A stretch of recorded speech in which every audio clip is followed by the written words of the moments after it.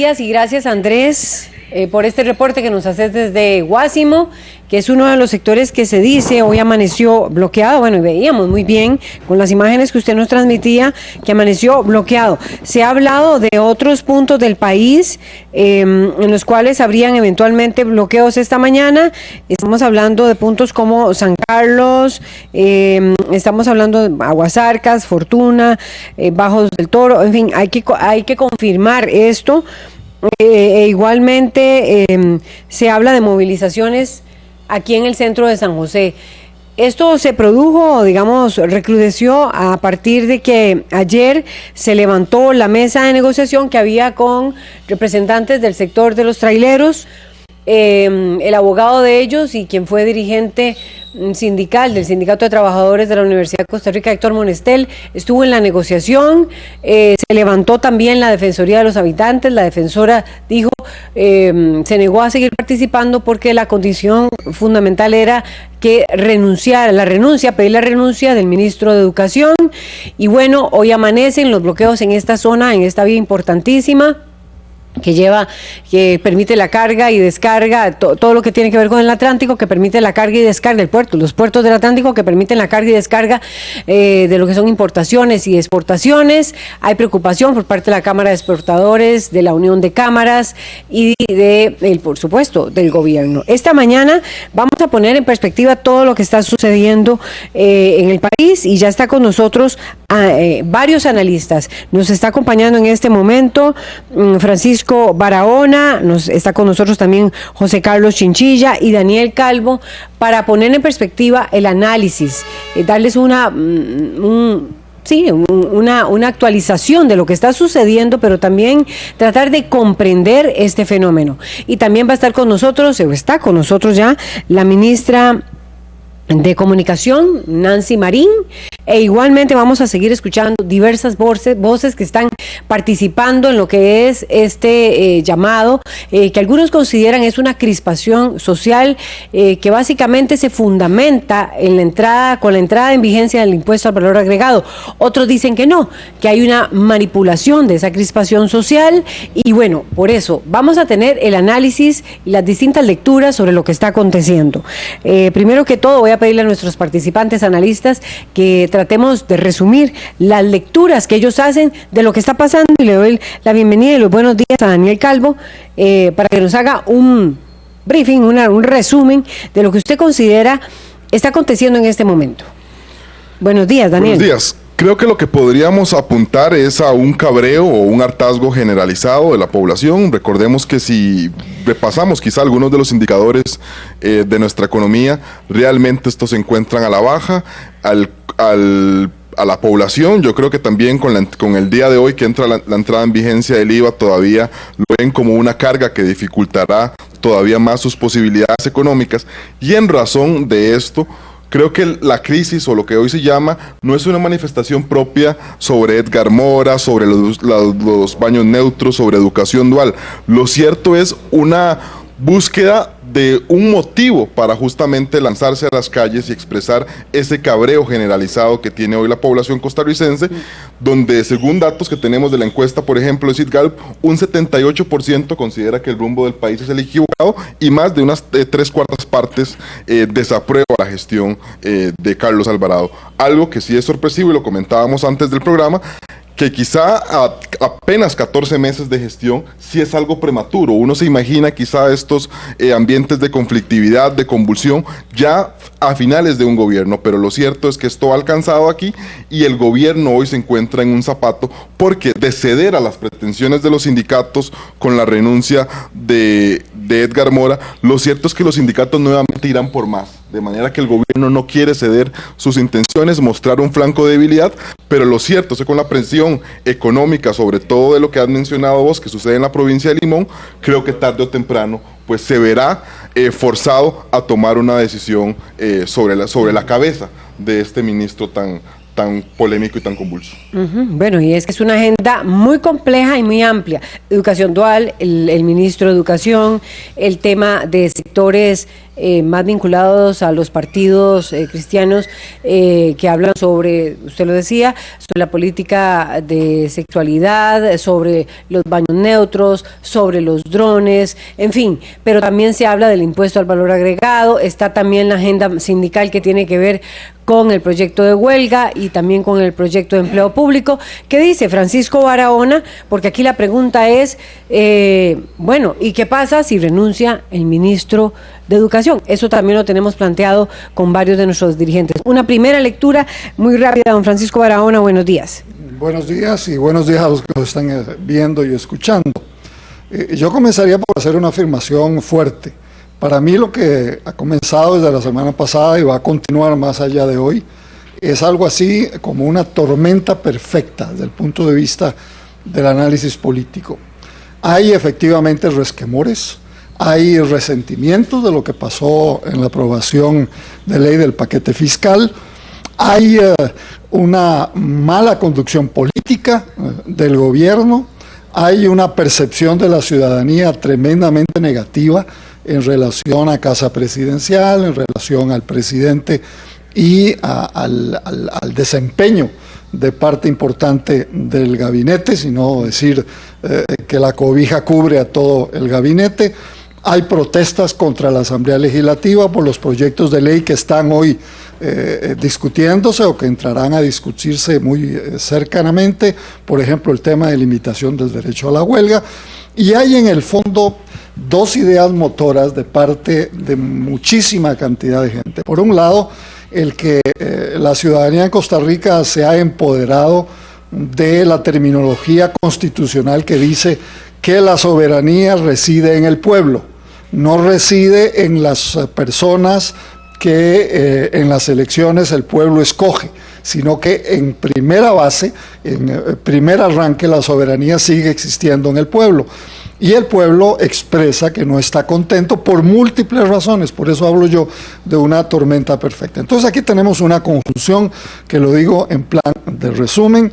Por un lado, efectivamente, lo que jugó en la campaña electoral pasada, el tema de valores, Virgen de los Ángeles, matrimonio entre personas del mismo sexo, está presente todavía a un año y un par de meses posteriores a abril del año pasado. Allí hay grandes resentimientos de partidos políticos que no ganaron las elecciones. Hay una confusión tremenda en lo que es la definición de un gobierno, digamos, de voluntad de unidad nacional que no ha convencido a la gente. Hay un liderazgo económico que sigue orientándose por una aproximación neoliberal y de confrontación con la gente. Hay sindicatos absolutamente dispuestos a ir a la pelea. Ahora se suman los estudiantes, probablemente vendrán los estudiantes universitarios en los próximos días o próximas semanas, y entonces esto va a producir una dinámica tremendamente efervescente, tremendamente conflictiva, que está apenas comenzando. Y hago el comentario que la pelea más dura es en la provincia del Atlántico, ahí es donde hay más reacción negativa, y en ese sentido yo espero que también en Punta Arenas, que también en Guanacaste y por supuesto aquí en el Valle Central, la dinámica empeore. José Carlos Chinchilla, buenos días. Su lectura sobre lo que está aconteciendo. Ya está con nosotros la ministra de Comunicación. Ya vamos a tener de inmediato contacto con ella. Bueno, yo no voy a reproducir lo que han dicho ya mis compañeros, pero me interesaría señalarle a quienes nos escuchan de que aquí hay una combinación de elementos de largo plazo y de corto plazo. O sea, elementos estructurales y coyunturales, en los cuales, entre los de más larga data, es que las personas de este país han venido sintiendo una distancia muy fuerte entre la clase política que debería representar sus intereses y sus preocupaciones. Ahí encontramos un problema institucional muy serio, porque entonces la gente busca como una olla de presión que tiene mal su salida, por dónde salir. Y la gente está encontrando un lugar de salida en una dinámica no necesariamente institucional. Y esto hace que de pronto empieza a darse una serie de movimientos, manifestaciones de indignación, manifestaciones de inconformidad, que vienen a converger en la coyuntura actual, en el momento actual, dada, digamos, la difícil posición que ha tenido el gobierno de poder dar respuesta, de poder ir abriendo válvulas, porque me parece a mí que este es un gobierno que está atrapado entre fuerzas económicas muy fuertes y por otro lado, en la acera del frente, un movimiento sindical que no ha logrado constituir un diálogo fructífero que posibilite caminos y senderos como los que el pasado estuvimos. En resumen, este es un momento en el cual la mayoría de la ciudadanía que no está en las calles y que sí le preocupa muchos de los elementos que están en las calles, debe pensar qué es lo verdaderamente importante y qué no es. Y pongo un ejemplo y me parece importante. En este momento se está discutiendo por el tema de los baños comunes neutros, pero no se está discutiendo la disminución de la inversión que este país está haciendo en educación. Deberíamos de discutir el tema de la inversión en educación, el tema del tipo de educación que damos y no lo que está ocurriendo. Deberíamos estar discutiendo cuál es el impacto que tiene APM Terminals en la ciudad de Limón, ¿verdad? Y no por asuntos puntuales.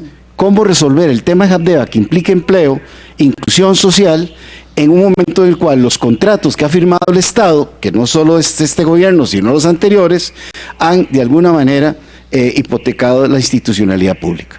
Gustavo Araya, buenos días. Su lectura de lo que está aconteciendo. Buenos días, Laura, y un placer acá estar con tan distinguidos compañeros.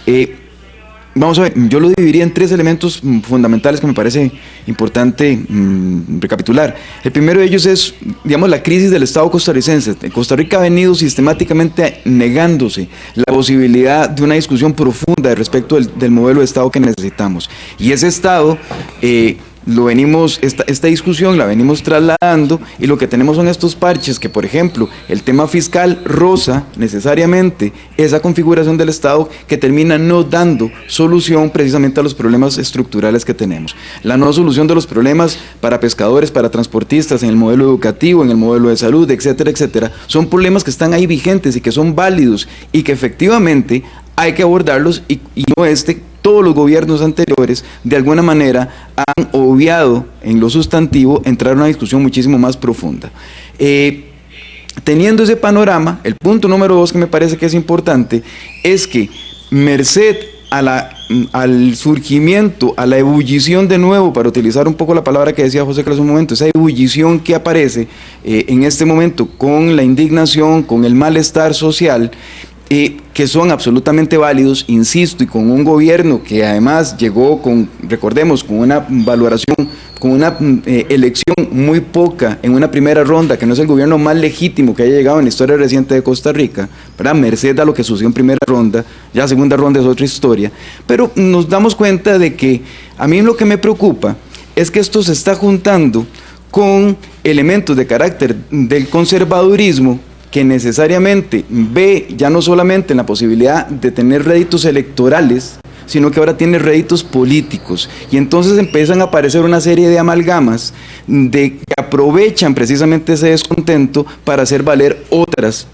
otra agenda, y que igual está pasándole por encima a la no solución de los problemas estructurales del país. El que existan o no existan baños neutros no soluciona en lo absoluto el hambre que pueda tener el pueblo. El que exista o no exista derechos sobre, por ejemplo, temas de matrimonio igualitario o temas cualquiera otro, no soluciona los temas fundamentales también que están sucediendo en temas de economía. Entonces son otros temas, son otras agendas las que están previviendo. No estoy diciendo que unos sean más importantes que otros, lo que estoy diciendo es que se está sucediendo una amalgama de intereses que efectivamente ha dado, digamos, pie a la agenda neoconservadora, y que está siendo, digamos,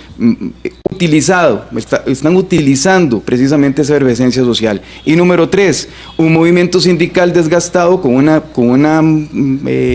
huelga 2018 que no logró su objetivo, y entonces precisamente utiliza los malestares sumados de todos los demás para poder hacer valer su propia agenda. Y eso es lo que tenemos hoy, y para utilizar la palabra que decía el maestro hace un momento, es para mí también la tormenta perfecta. Bueno, vamos de inmediato con Nancy Marín, ministra de Comunicación. Buenos días, doña Nancy. Hay sectores que están planteando esto, o la salida de Edgar Mora o se mantienen las manifestaciones. ¿Qué está valorando el gobierno ante esta situación, digamos, tan extrema que está planteada? ¿Habrá anuncios próximamente? Quisiéramos conocerlo.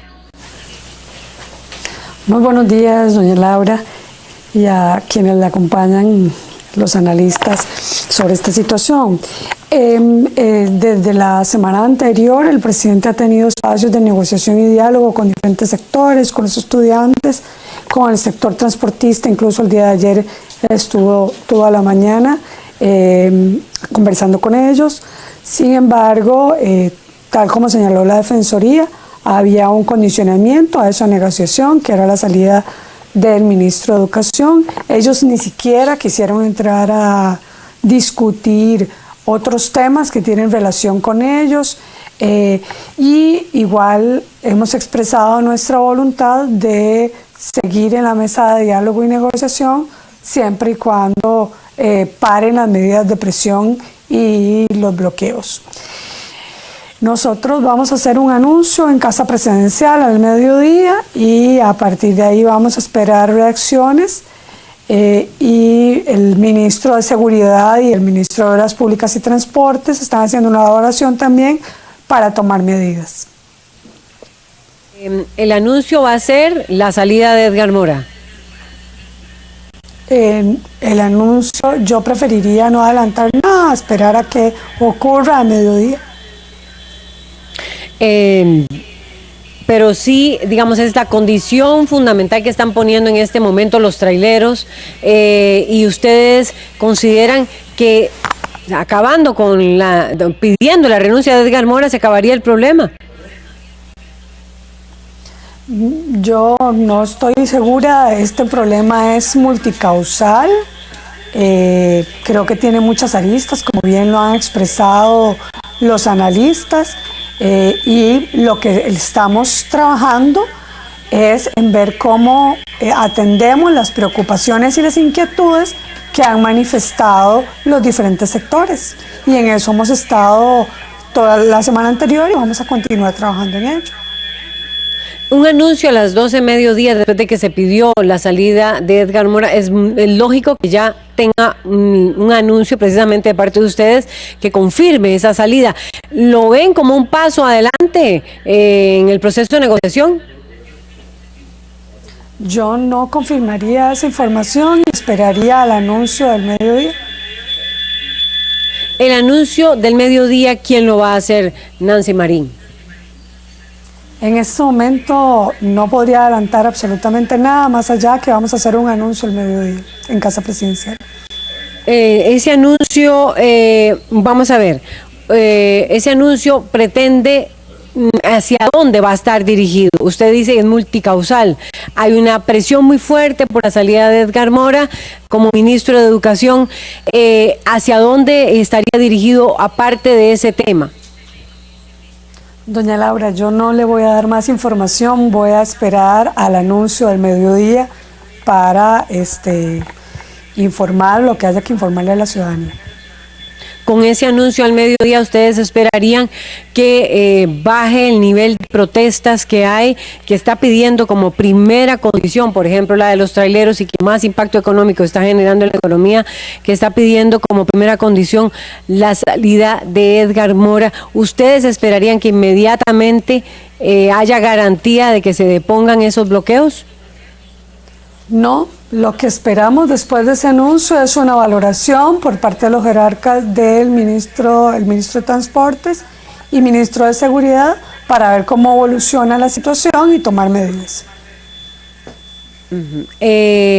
Una de esas condiciones fundamentales, ayer lo reiteraban, es la salida de Edgar Mora. Está todo, digamos, todo apostado a que eso podría de alguna manera echar marcha atrás todo este nivel de efervescencia. Yo no podría contestarle eso, doña Laura. Bien, doña Nancy, le vamos a agradecer que usted se mantenga con nosotros porque vamos a tener distintas reacciones sobre lo que está aconteciendo en este momento. Bueno, don Francisco Barahona quiere reaccionar, pero también tenemos listo, y me confirman, vamos a ver, Albino Vargas. Albino Vargas está listo. Deme un minuto, don Francisco Barahona. Voy con Albino Vargas. Buenos días. Están participando el sector de traileros en el que usted, que se ha acercado a la Asociación Nacional de Empleados Públicos, ANEP, en estos bloqueos, porque ayer veíamos que en la negociación estaba Héctor Monestel y un grupo de traileros liderados o representados al menos por él. Ustedes están participando. ¿Cuáles son esas condiciones que tienen para esta mañana ustedes? Buenos días. Buenos días, un saludo a los distinguidos caballeros que están ahí y a la señora ministra de Comunicación. Bueno, déjenme decirles primero que ahora a las 9 de la mañana tenemos una importante reunión de lo que nosotros llamamos el encuentro social multisectorial. El viernes que este servidor suyo, doña Laura, estuvo en Casa Presidencial con el sindicato de traileros seccional ANEP y que bajó don Carlos Alvarado a la reunión, yo le puntualicé a él varios aspectos, varios puntos de un eventual diálogo social. Eso se va a reafirmar ahora en la mañana en un proceso que nos está acompañando la Iglesia Católica. Es obvio que nosotros vamos a poner nuestro granito de arena para ampliar más el movimiento en desarrollo, para incluir a más sectores, para articular más unidades sociales y sindicales que de lo cual se ha venido conversando en las últimas horas. La ANEP tiene un acuerdo ya de sus bases de salir a la calle, lo tiene el sindicato ASDICE también. Entiendo que mañana APSE continúa con su estrategia de huelga intermitente y estará en distintos puntos del país. Y yo coincido con los señores en el sentido de que aquí lo que hay es un reclamo, un enojo, una frustración, y el espíritu que nos animó a sentarnos en este encuentro social multisectorial es la sensación de que estamos en vías de extinción. Los agricultores se sienten en vías de extinción, los pescadores se sienten en vías de extinción, el movimiento cooperativo tiene gran ansiedad sobre su propio futuro. Nosotros en los sindicatos, con las leyes antihuelgas e incluso con el contenido de proscribir sindicatos, en una de ellas nos sentimos en vías de extinción. Pues el IVA que entra en vigencia hoy, creemos nosotros que va a generar más desigualdad y que además potencia la injusta estructura regresiva que posibilita, que agobia al país. Entonces, es un mecanismo de defensa, exactamente lo que se está haciendo en este momento. No solo la tesis de que el soberano también es algo muy potente que debe ser escuchado en el régimen constitucional que tenemos, sino recuerde que también el artículo 9 constitucional planteó que somos una democracia participativa, y en los sectores sociales y particularmente en varias corrientes sindicales como en la que yo milito, estamos cargados de diagnósticos, de propuestas, de alternativas. El mismo señor Carlos Alvarado en campaña visitó los locales sindicales cuando se le plantearon todas estas alternativas. Si ustedes notan en estos momentos, al amanecer hoy en el día número 1 del IVA, la fortaleza de las protestas es precisamente en las regiones que han venido siendo excluidas, que tienen mucho miedo de quedarse fuera de los beneficios del crecimiento económico que se viene concentrando. Entonces, esa es la tarea de los sectores sociales, y nosotros, como una parte de los mismos, estamos haciendo nuestro trabajo al respecto. Don Albino, Si se anunciara a las 12 mediodía la salida de Edgar Mora como una manera, no está, la ministra de Comunicación no lo ha confirmado así, va a haber un anuncio, va a estar el ministro de Obras Públicas y Transportes participando, según ella nos indicaba. Si se anunciara la salida de Edgar Mora como ministro de Educación, que es una de las condiciones que planteó un grupo de traileros ayer, ¿qué pasaría con el movimiento? Bueno, figúrese que el tono con que se expresó doña Nancy a mí no me da mala espina, como decimos popularmente.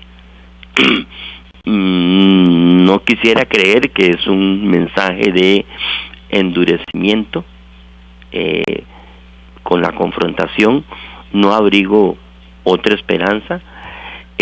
Y bueno, la salida de Edgar Mora no resuelve el problema. La salida de don Edgar Mora, lo dijo uno de los distinguidos señores analistas, es como el emergente. Los que saben un poquito de psicología social saben que siempre hay ahí un factor que desencadena una acumulación de resentimientos. El emergente podría ser ese, pero efectivamente yo creo que no resuelve, digamos, la necesidad de hacer una revisión estructural de, por ejemplo, el tema tributario del país.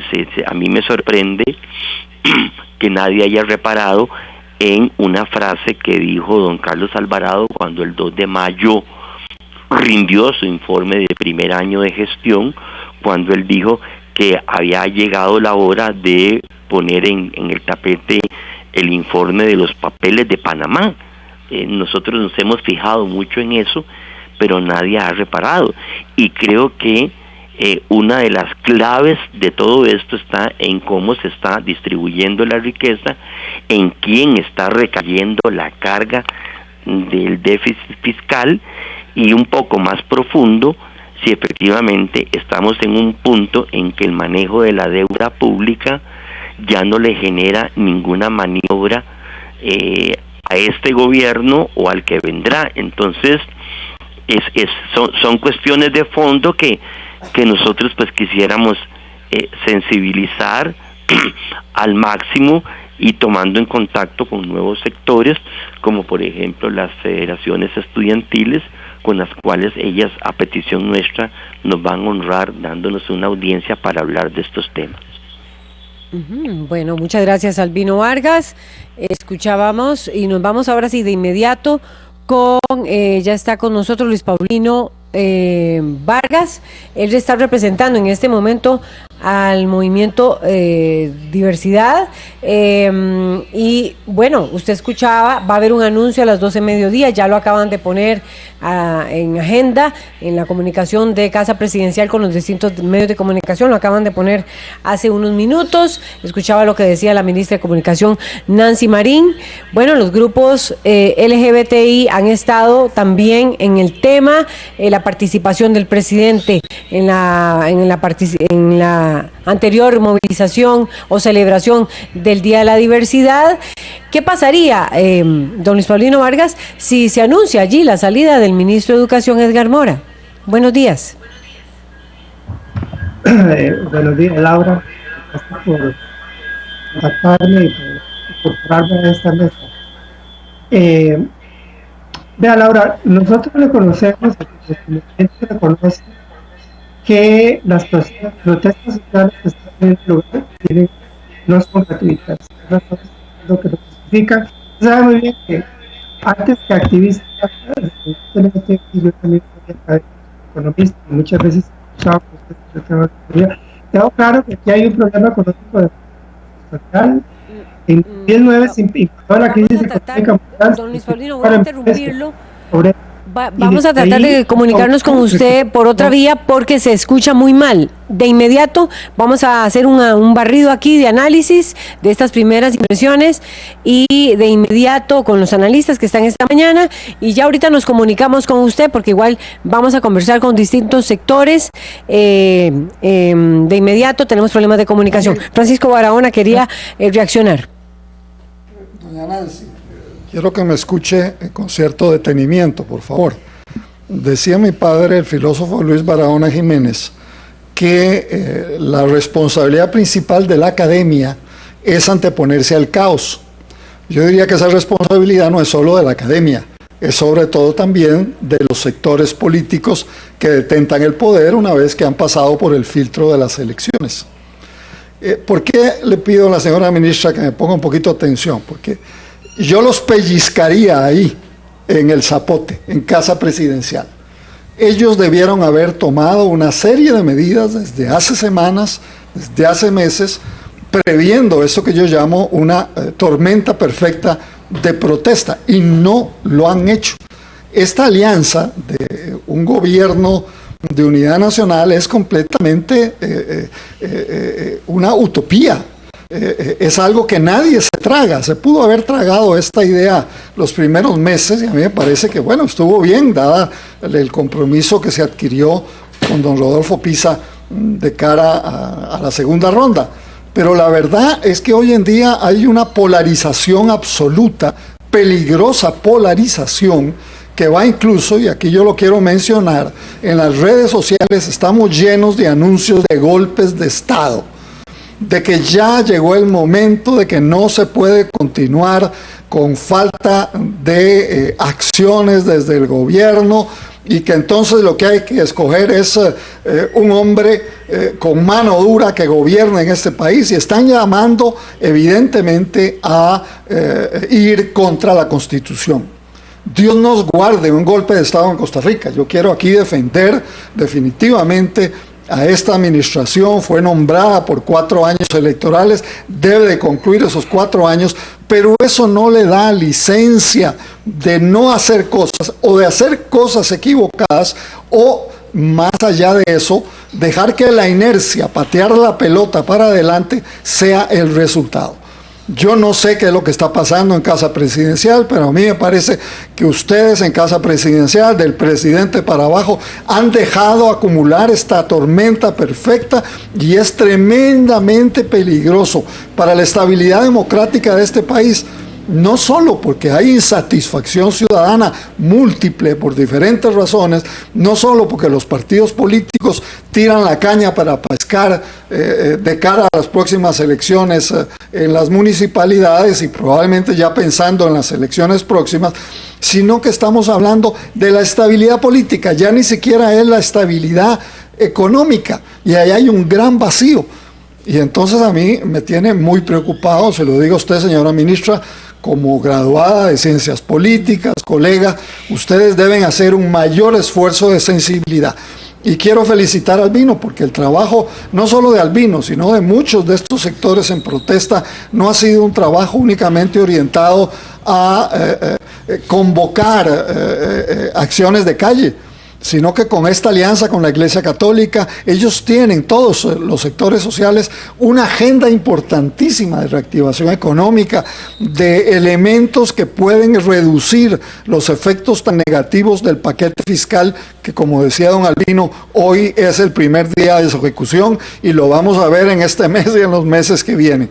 Y entonces yo quiero concluir esta segunda intervención, señora ministra. El tema es urgente, el tema es estratégico, el tema es muy delicado, y no se agota simplemente con pedirle la renuncia o destituir a un ministro. Es mucho más de fondo, y ojalá en Casa Presidencial tengan sensibilidad para lo que yo estoy diciendo. Ya la ministra se acaba de ir, don Francisco Barahona, pero igual sabemos de que siempre se realiza monitoreo de medios, así que muy probablemente escucharon lo que usted acaba de afirmar. Ella de inmediatamente declinó continuar con la transmisión debido a que argumentó que tenía otras ocupaciones. Reacciones aquí, porque tenemos a diversos sectores también listos. Ya está listo Luis Paulino, ya vamos con la reacción de los otros analistas. Luis Paulino Vargas, ahora sí, buenos días, está hoy con el sombrero de representante del Movimiento Diversidad, de las distintas agrupaciones LGBTI. Escuchamos su opinión, porque es muy fuerte el rumor de la salida de Edgar Mora, ministro de Educación. Hay un anuncio a las 12 mediodía, ya les informábamos que Casa Presidencial colocó en los distintos chats la convocatoria. ¿Solucionaría eso el problema? ¿Se pretende de alguna manera iniciar un proceso de negociación? ¿Cómo lo ven ustedes? Sobre todo porque aquí han estado agendas mezcladas con distintos tonos y con distintos temas. Buenos días. Buenos días, Laura. Hay varias cosas que es importante resaltar. Usted, Laura, me conoce bien. Usted sabe que yo también soy economista y soy académico, además de activista del movimiento LGTBI. Y sabe que como economista he tenido a lo largo de los años una posición muy crítica frente al proyecto neoliberal, y no solamente una posición muy crítica, sino una posición de esfuerzo de formulación de propuestas. Desde ahí lo que yo puedo decir, y lo hemos analizado en nuestra organización, nuestra junta directiva, es que estamos claros y efectivamente existen razones para el descontento social. Son ya 10 años, en 2009 se sintió el impacto de la crisis económica mundial, se deterioró el empleo, se deterioró la pobreza, se deterioró la desigualdad, y desde ahí para acá eso nunca se logró Luis Paulino, ¿puede bajarle el sonido a la radio o al televisor? Perdone que lo tenga que interrumpir nuevamente. Bajémosle el sonido al televisor o a la radio. Es que tenemos un feedback ahí, una que nos está afectando, que está afectando el audio suyo. Ahora sí, le agradezco. Continúe usted. Sí, usted me dice, Laura, no sé. Ahora sí, adelante, Luis Paulino. Bueno, yo le decía a usted, Laura, que estamos conscientes de que hay una problemática social compleja que subyace a este descontento social. Para ejemplificarlo, sin extenderme más, hace 10 años, en 2009, se experimentó un deterioro abrupto, repentino del empleo, y eso nunca se recuperó, nunca. El problema del empleo se agravó desde ahí y jamás los sucesivos gobiernos, no el gobierno de Carlos Alvarado, hablemos de los gobiernos de Óscar Arias, de Laura Chinchilla, de Luis Guillermo Solís, hasta culminar en el gobierno de Carlos Alvarado, nunca se hizo nada realmente serio para atacar y resolver los problemas del empleo. Y esos problemas del empleo afectan sobre todo a la juventud, a las mujeres, a las zonas periféricas de Costa Rica, Guanacaste, Punta Arenas, la zona norte, la zona sur, el Caribe, donde también las situaciones de pobreza, de marginalidad, de falta de oportunidades son también más agudas. Entonces, el descontento social no es gratuito de ninguna manera. Entendemos que hay razones de fondo que justifican el descontento social. Es más, yo diría que el abordaje que se le está dando es incorrecto y será incorrecto en la medida en que se limiten a diálogos sobre asuntos sectoriales o gremiales. Yo creo que la clase política de Costa Rica, no solamente el gobierno de Carlos Alvarado, la clase política, incluyendo a los partidos con representación parlamentaria, tienen que entender que urge un verdadero diálogo nacional, que evidentemente tiene que ser liderado por el gobierno de la República y liderado por Carlos Alvarado, que para eso lo elegimos presidente, pero ese diálogo nacional es urgente porque hoy podrían atender estos problemas localizados que se están dando, que se están manifestando en el disgusto de los transportistas, de los estudiantes, de los pescadores, etcétera, pero mañana van a surgir nuevos focos de descontento porque los problemas son muy extendidos y son muy graves. Sobre eso tenemos plena conciencia, pero también es importante resaltar y advertir sobre el peligro que entraña que este movimiento, que es justo, que tiene razones justificadas, se vea contaminado por discursos de odio y por discursos violentos que pretenden desestabilizar el orden institucional de Costa Rica. Hay gente que está tratando de lograr eso, o sea, hay gente que está tratando de infiltrar esas ideas en un movimiento de protesta que tiene plena razón de manifestarse, plena razón de estar en las calles. Gente que incluso habla de golpe de Estado, de violencia y de muerte. Eso no es admisible de ninguna manera. Y gente que ha infiltrado elementos contrarios a los derechos humanos en esta lucha. Y ahí es importante resaltar, y yo quiero subrayarlo muy bien, no es cierto, como se ha pretendido, confundido decir que el movimiento LGTBI está conformado por gente privilegiada. Eso no es cierto. La gente LGTBI está en todos los sectores, en todos los estamentos, en todas las clases sociales de Costa Rica. Hay muchísimas personas LGTBI que son pobres, que son trabajadores, obreros, empleadas domésticas, trabajadoras de fábricas, dependientes de comercio, gente que sufre marginalidad, que sufre pobreza, gente que sufre falta de oportunidades para educarse, gente que tiene que sobrellevar la discriminación y la violencia que su condición asociada a la orientación de género, a la orientación sexual y a la identidad de género conlleva, y que además deben sobrellevar estas otras situaciones de desventaja en el ámbito económico, en el ámbito educativo, etcétera. Esto es importante subrayarlo, esto es importante resaltarlo. La lucha por la justicia social es una lucha que también es del movimiento LGTBI. La lucha contra la pobreza, contra la desigualdad, contra el desempleo es una lucha que también concierne a la población LGTBI. Y lo que no debería permitirse es que un movimiento de protesta que tiene razones justificadas para expresarse se vea contaminado por discursos de odio, por discursos de exclusión. Yo creo que la consigna debe ser una Costa Rica, un mundo, una sociedad donde todas y todos quepamos, resalto, donde todas y todos quepamos. Y eso también incluye a las personas LGTBI, como debe incluir a las personas negras, como debe incluir a los pueblos indígenas que han sido tan duramente violentados este año, particularmente los pueblos indígenas, como debe incluir a las clases trabajadoras, al campesinado, a los transportistas, etcétera. Esa tiene que ser la aspiración, hacia ahí debería moverse estos movimientos de protesta, bajo la consigna: queremos un mundo donde todas y todos quepamos, no un mundo de exclusiones, no un mundo donde existan barreras construidas por el odio, donde determinados sectores quedan excluidos, quedan negados de sus derechos. Esto yo creo que es fundamental, y sobre eso queremos enfatizar y resaltarlo, que este movimiento sea un movimiento para construir una Costa Rica más inclusiva. Y finalmente digo yo, que sea un movimiento para convocar a un verdadero diálogo nacional, porque esto no se va a resolver con pequeños diálogos sectoriales. El problema de fondo es muy grande y no puede ser abordado si no es desde una verdadera voluntad de diálogo a nivel nacional, que tiene que ser liderada por Carlos Alvarado y su gobierno, pero de la cual tiene que ser partícipe toda la clase política de Costa Rica, incluyendo todos los partidos que tienen representación parlamentaria. Bien. Muchas gracias, Luis Paulino Vargas, como representante del movimiento LGBTI. Sus impresiones y sus valoraciones sobre lo que está pasando. Nos vamos de inmediato con Francisco Prendas. Le voy a pedir a don Francisco que sea bien resumido. Él era candidato por el partido, a la vicepresidencia por el Partido Restauración Nacional.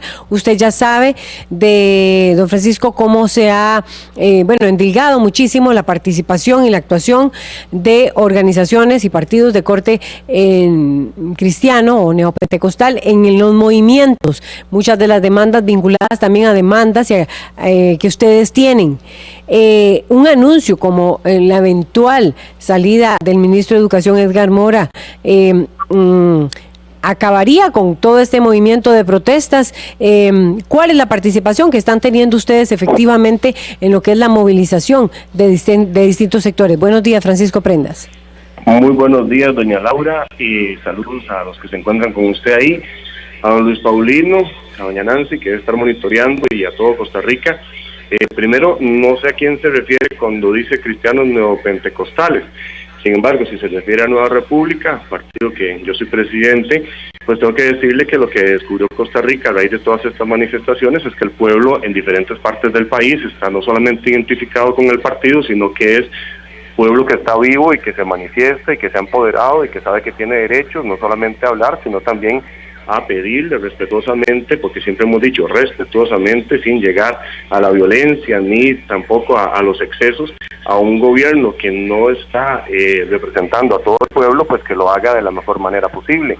Y yo creo que sin circunscribir toda la problemática social que se ha venido dando con el exceso del gasto, como la mala administración, con la entrada del IVA como la forzaron y que no quisieron posponer ni siquiera transitorios ni posponer un poco más para que todo el mundo estuviera listo, incluido Hacienda, incluido el pueblo, las instituciones, el comercio.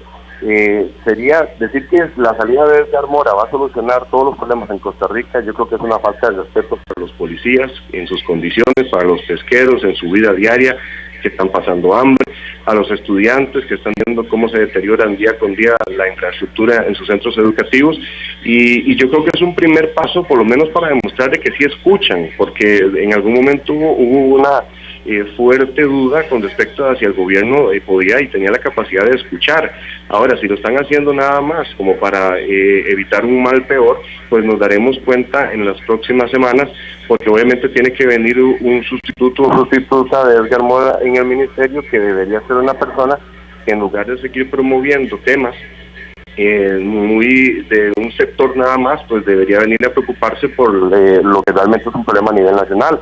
Coincido con don Luis Paulino en que simplemente circunscribir esto a un problema de sector LGTBI es una completa ingratitud, porque definitivamente el PAC y en sus gobiernos ha sido experto en crear distractores y ha usado, porque literalmente ha usado a la población LGTBI para dividir al pueblo y crear mucha roncha al respecto, pero coincido en que es un sector y una población en general que es parte de Costa Rica, que siempre ha sido parte de Costa Rica y que es parte de la fuerza laboral como lo somos todos, y que debería este gobierno preocuparse ya no solamente por un sector, sino por la población costarricense. Deberían tomar decisiones en materia económica, en materia social, debería escoger mejor a las fichas que tiene gobernando o cogobernando con ellos, porque tiene la unidad social cristiana en todo su sector económico y ha sido pues abiertamente criticado. Ya se señala que pronto va a salir la ministra de Hacienda, no se ve al ministro de la Presidencia, las fichas que ha puesto en diferentes ministerios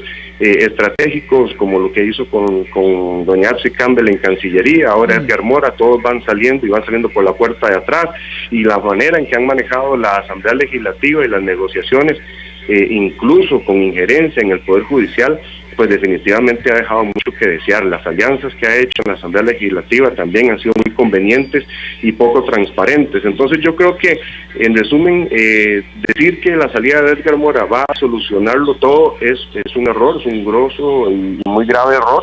Sin embargo, es un primer paso, y lo siguiente que pasa a partir de ahora es un diálogo que traiga buenas y mejores decisiones para todos los sectores, pero eso estará por verse, porque lo que sí promovemos y le hemos dicho a todo el mundo en Costa Rica, sobre todo a nuestras bases que libremente quieran participar en alguna manifestación como ciudadanos en este país, es que lo hagan sin agresión, manifestándose pacíficamente, respetando a los demás, sobre todo a los que tienen la posibilidad de tal vez no estar de acuerdo, y que necesitamos apoyar. Somos los primeros en decir: señores del gobierno, señor Carlos Alvarado, escuche al pueblo, tenemos consignas, podemos ayudarle, hay gente muy buena dentro del pueblo, no solamente su grupito y su argolla, hay gente que puede proponer y que está dispuesta a ayudar. Bien.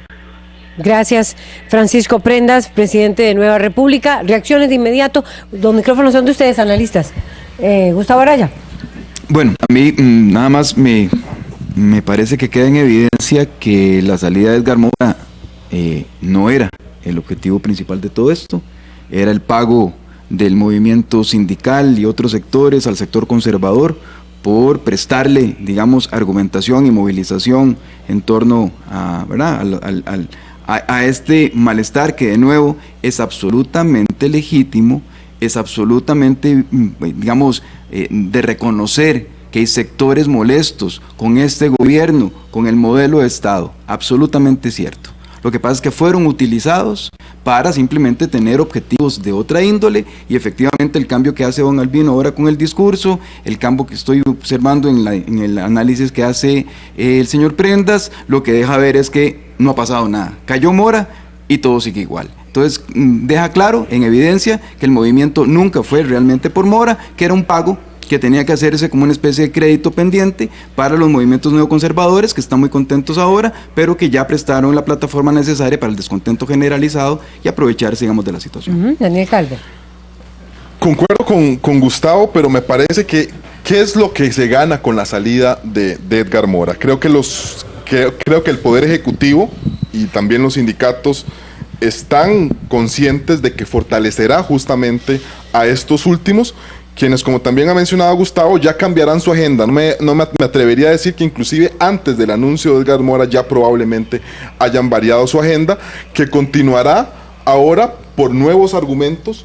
Uno, por ejemplo, y don Francisco lo mencionaba pues en su primera intervención, proyectos que se discuten aquí en la Asamblea Legislativa que están muy prontos a estar en lo que llamamos popularmente el punto de penal. Entiéndase educación dual, entiéndase los proyectos de educación para regular el derecho de huelga, que tendrán que discutirse prácticamente en este mes de julio y que nuevamente reactivarán o rearticularán a estos sindicatos que ahora, fortalecidos con la salida de Edgar Mora, pues tendrán un poder todavía de un mayor peso, de una mayor injerencia en lo que respecta a la agenda del Poder Ejecutivo, pues no solo para los próximos días, sino para los próximos meses. José Carlos Chinchilla. Yo sigo creyendo que va a ser muy difícil que alguna instancia sindical o partidaria pueda sacar provecho de una situación como esta. Se ha dado procesos de manipulación, se ha dado procesos de falsas noticias, de posverdades, de transformación de lo que ocurre, pero en un contexto en el cual los partidos políticos están tratando de ver de qué manera logran atraer nuevamente a una ciudadanía que dejó de creer en ello. Y por otro lado, un gobierno que fue impulsado por una ciudadanía importante, que no ha logrado convencer a la ciudadanía que el sacrificio que le ha pedido a este pueblo realmente se lo está pidiendo a todos los sectores que conformamos esta sociedad. Y esto se está haciendo transparente, tanto, la voracidad de los partidos políticos a cualquier costo de atraer su gente, como las dificultades que ha tenido este gobierno para demostrarle a la ciudadanía que está incluyendo a todos los sectores, incluyendo los de más poder económico, a resolver el problema fiscal que tiene este país. Esto hace que lo que esté en peligro son dos cosas. Primero, para mí, la viabilidad de la institucionalidad costarricense de poder seguir teniendo un Estado con capacidad de respuesta a las necesidades de la gente en el campo de la salud, de la educación, la vivienda, la seguridad. Y por otro lado, la posibilidad de la democracia de seguir siendo una democracia de partidos con efectividad. Y concluyo diciendo lo siguiente: me parece que el tema del golpe de Estado es algo a lo que no debemos de reproducir. Eso es un mecanismo de un grupo tan pequeño y tan mínimo, irrelevante totalmente, al cual no hay que darle ninguna validez. Francisco Barahona. Bueno, yo diría que probablemente lo que está en gestación es un cambio de alianzas, ojalá, al interior del Poder Ejecutivo. Y un poco que haya un nuevo sesgo, digamos, de interés de parte del presidente en comandar un verdadero diálogo nacional que se oriente a subrayar los principales problemas del país, que no son solo el tema fiscal y que tienen que ver efectivamente, como ya aquí mis colegas lo han expresado, el tema de la educación, más allá de quién es ministro o ministra, el tema de la reactivación económica, que en el fondo es creación de nuevos empleos. Y yo diría algo más importante, que es un elemento que el mismo presidente, que el mismo Poder Ejecutivo ha resaltado, y es que, bueno, estamos ya en camino muy cercano a la celebración del Bicentenario, y que cumplir 200 años de república, que no necesariamente de democracia, pero sí de república, debe servir para algo más que un fiestón y un bailongo y unas pequeñas celebraciones, sino que todo ese proceso que se concretará en el 21 debe de servirnos a Costa Rica en términos pacíficos, en términos de absoluto diálogo social, para tratar de construir una sociedad más justa, más igualitaria, más equitativa. Ese debería ser el objetivo. Y entonces convertir esta crisis, que es muy seria y que va a continuar prolongándose si no se cambian esas alianzas, realmente sería un desperdicio histórico. Y cuando yo hablo de cambio de alianzas, bueno, yo quiero hacer un señalamiento. hasta el momento hay 2 o 3 polarizaciones ideológicas en Costa Rica, de derecha a izquierda, neoliberales, pentecostales, conservadores. Bueno, pero en el fondo, la ciudadanía, ¿qué nos está diciendo con todos estos elementos de protesta? Queremos que nos resuelvan los problemas puntuales. Pero todos sabemos que los problemas no se resuelven uno a uno, sino que se resuelven en una observación de tipo ideológico. ¿Y cuál es la ideología central de Costa Rica desde la década del 40? En la década del 40 se produjo un cambio de fondo a partir de una dinámica de verdadero diálogo nacional. Aquel triunvirato histórico de Calderón Guardia, de don Manuel Mora y por supuesto de Calderón Guardia, bueno, es algo que históricamente deberíamos estar repitiendo a través de esta coyuntura y así tratar de salir puntualmente, pero también con un modelo de Costa Rica democrático, de profundización participativa, en una dinámica que realmente podría construir una verdadera nueva república. Yo eso lo veo lejos, pero lo menciono porque la desesperación no es buena consejera. Todavía tenemos tiempo, pero voy a leer los comentarios. Mi pregunta sería, ¿el disparador fue el impuesto al valor agregado o el disparador fue el tema de Edgar Mora y con eso se acaba todo el movimiento de protesta? Para cerrar, pero vean los comentarios porque ya vamos de inmediato a darles lectura para quienes nos siguen en pantalla por 13 Costa Rica Televisión y quienes nos siguen por la 101.5 FM y otras plataformas. Jonathan González dice... La actitud, vamos a ver, Jonathan González dice, la actitud del gobierno en los últimos meses ha tensado tanto las cuerdas de la sociedad que ya no soporta más autoritarismo. Oscar Hidalgo Solís comenta, por supuesto, que debe haber condiciones fuertes, sino cómo presionar, por supuesto que debe de haber presión, sino cómo se van a lograr o alcanzar los logros. Laura Roscoe dice, desde Estados Unidos preocupados por nuestro pueblo, fuera gobierno opresor. Fede Campos dice, el soberano votó en las elecciones, no es el que está en las calles. Tere Acuña comenta, el gobierno debería dejar las políticas neoliberales, no seguir haciendo caso a PISA. Carlos Alvarado debe liderar el diálogo para mantener la paz y la justicia social. Ese es otro de los comentarios. Mariano Moya dice, exactamente, el gobierno no apoya a la población LGBTIQ, más bien la ha usado para dividir y de ahí se aprovechan los partidos cristianos. La problemática social es de todos y a todos por igual nos afecta. Paul de Agarta dice, pero Carlos fue muy claro cuál era su agenda en campaña y le votamos por gran mayoría. Esos son los comentarios. Gustavo Araya. Bueno, yo insisto, de nuevo, este es un gobierno que llegó con el 13.5% aproximadamente del padrón nacional. Desde el principio no era un gobierno que fuera el más, digamos, sobre el cual concurriera una mayor cantidad de población, como la tuvimos en 2014 o anteriormente. Se vio obligado a una alianza y evidentemente esa alianza trae consigo también contradicciones. Una agenda de muchísima, digamos, muy diferente entre lo que es un PAC y lo que es el PUSC, tratando de solventar sus propias diferencias en esta amalgama que todavía me parece se ensaya y que efectivamente pareciera que hoy, por ejemplo, esa división se hace mucho más patente, en donde pareciera que incluso el PUSC en el gobierno le zafa la tabla al PAC, y bueno, cae Edgar Mora como uno de sus principales representantes. ¿Qué pasa? Yo concuerdo con lo que decía Daniel también. Esto es, de nuevo, el objetivo logrado de esta amalgama de diferentes sectores, hacen que caiga Mora, pero el objetivo real está aquí en la Asamblea Legislativa, con la ley de empleo, con el tema de huelgas, con educación dual, con la reestructuración de las instituciones públicas, y ahora tenemos entonces un sindicalismo que logra pagar la factura al sector conservador y que tiene muchísima más fuerza o mayor capacidad política para hincar a este gobierno dividido, contradictorio y con una poca legitimidad.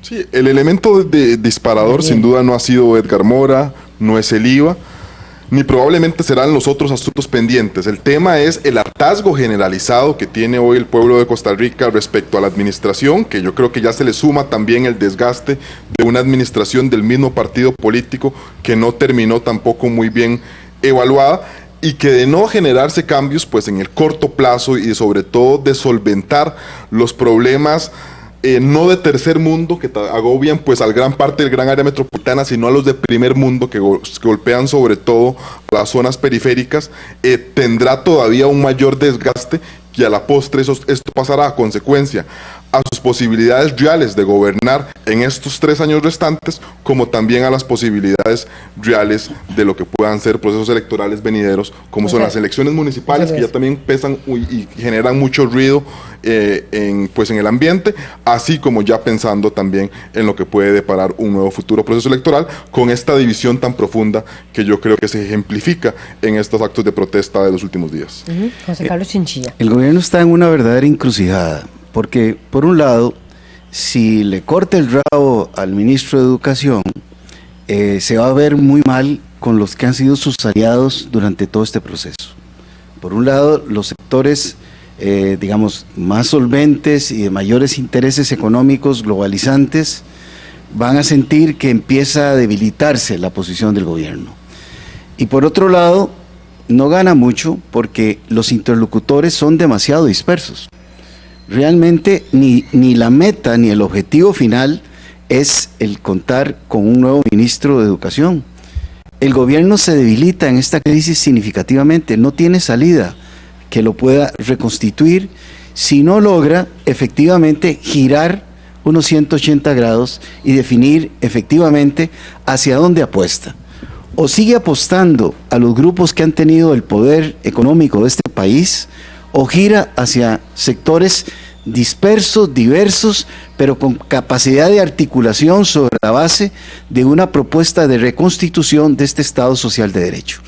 La tarea del gobierno es muy difícil y la ciudadanía debe estar atenta para no dejarse ni manipular ni dejarse caer tampoco en el motín y en la violencia sin sentido.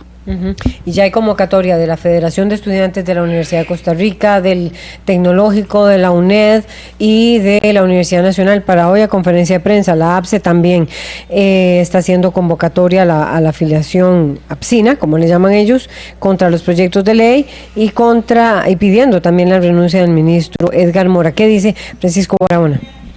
Yo tengo la impresión de que en la próxima semana, por lo menos, va a ser un proceso de ascenso de la protesta. No solo por estrategia de los grupos que están organizando la protesta, sino por voluntad de la gente que protestando, expresando sus opiniones en la calle, en los medios de comunicación, en las redes sociales, permite al gobierno efectivamente, ojalá, hacer ese cambio de 180 grados que nos acaban de expresar aquí nuestros colegas.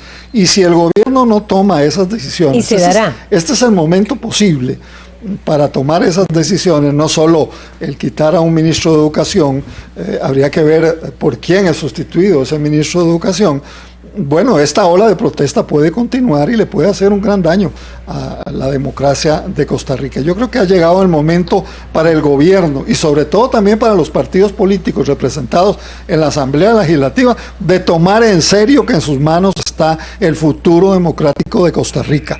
Y yo quiero concluir diciendo, obviamente, los que están en la dinámica de un golpe de Estado deben ser apagados rápidamente, deben ser controlados porque a quien le corresponda hacerlo, porque eso no es la vía de Costa Rica.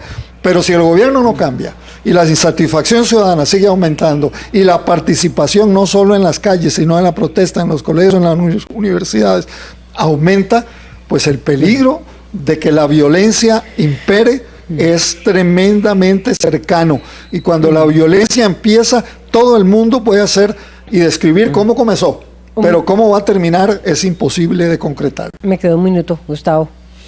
En 10 segundos, se va a ampliar la agenda sindical precisamente para tener mayor capacidad de incidencia en los temas que le corresponden. Se va a ampliar la agenda neoconservadora, especialmente ya sabemos que los señores diputados estaban acá en la propia Asamblea Legislativa, estaban no solamente tras la caída de Edgar Mora, sino sobre todo las transformaciones que se puede hacer a través del aparato educativo. Entonces, concuerdo, van a venir todavía muchísimo más oposición al gobierno para un gobierno que es absolutamente débil. En un primer año. Sí, no creo que pueda dar el cambio de 180 grados, no tiene con qué.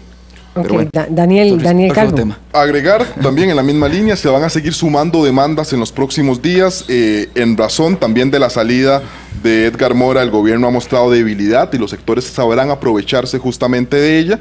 Y yo creo que más bien la tormenta perfecta no estamos en este momento, más bien creo que se avecina, porque creo que se seguirán sumando elementos al cóctel justamente para ver si esto realmente puede convertirse en una bomba molotov o no. José Carlos Chinchilla. No, yo llamo a la ciudadanía a tener la prudencia de manifestarse, de tener el cuidado de no dejarse manipular, de revisar mucho lo que le dicen, de buscar pensamiento alternativo, porque de lo contrario, en lugar de hacer un ejercicio participativo democrático, podemos caer ingenuamente una vez más en dirigentes inescrupulosos, en líderes que no tienen la autoridad moral para conducirnos a los mejores lugares. En ese sentido, ciudadanas y ciudadanos, pongamos atención, no sacrifiquemos principios fundamentales de los derechos humanos, a veces por una manipulación sin sentido. Pero bueno, ya yo creo que ya se nos acabó el tiempo. Le agradezco mucho a José Carlos Chinchilla, a Daniel Calvo, a Gustavo Araya y a Francisco Barahona por ponernos en perspectiva el tema, y también a ustedes por acompañarnos aquí en la revista. Quédese con Cinar Costa Rica Medios. Muy buenos días.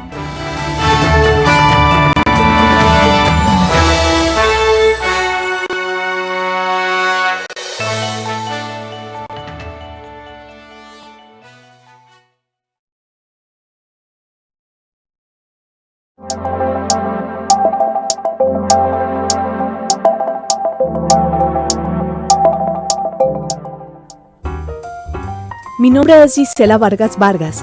Estudié ingeniería agrónoma con énfasis en fitotecnia. Aprecio enormemente la belleza que la naturaleza manifiesta en todos sus sistemas. No me fue fácil estudiar esta carrera, tanto por la disciplina como por el estereotipo que la caracteriza de componerse por décadas más por una mayoritaria población estudiantil de varones que de mujeres. El camino lo he tenido que enfrentar